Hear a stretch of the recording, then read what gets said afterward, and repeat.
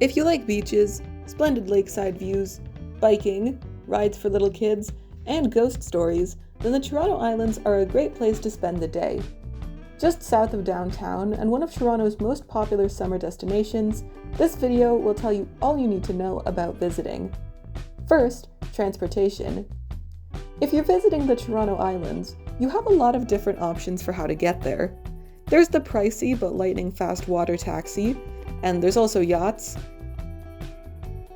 But the most affordable option is the ferry, and it just so happens to be the best.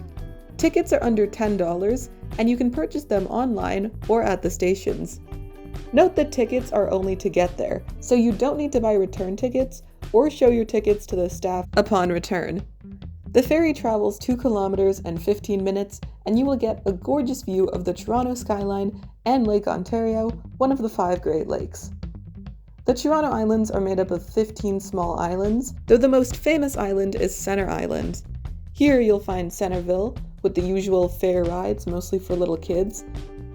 Since it was winter when we visited, it wasn't super busy. If I had to pick one ride to go on, I would pick the Scrambler. It looks pretty unassuming on the outside, but honestly, I think the first time I went on it, I had a spiritual experience. Billy Bishop Airport is also on the island. The Toronto Islands are also a great place if you're into biking. You can rent a bike and also quadricycle.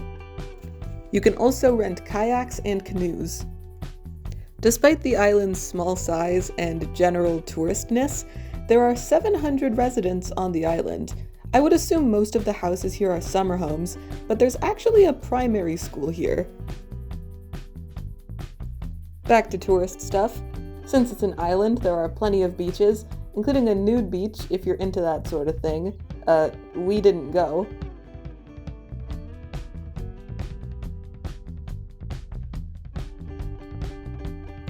You should also make sure to visit Gibraltar Point Lighthouse.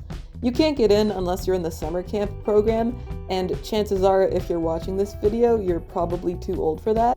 It's still worth seeing though, because not only is it one of the oldest buildings in Toronto, but it's also apparently haunted by its first keeper. There's actually such a big rabbit hole around that whole incident that it warrants an entire video in itself.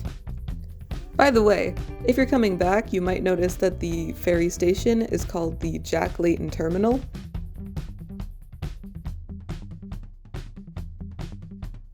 Jack Layton was a long-term leader of the NDP, from 2003 to his death in 2011. Under his leadership, the NDP won 2nd place, which is a pretty big deal, if you know anything about the political parties in Canada. While I didn't think of it as much besides a cool statue, my cameraman has a bit of a theory. I'm just gonna read off this note he wrote me. The monument is unique. It reflects the essence of Layton being a team player.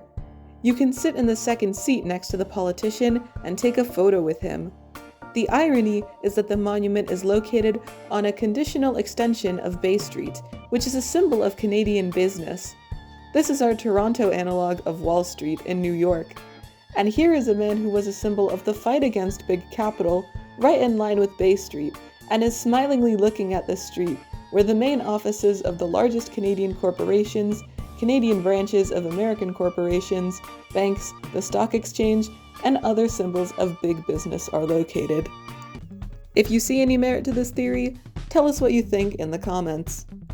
We hope you enjoyed this video and that you know a bit more about the Toronto Islands than you did before. Thank you for watching.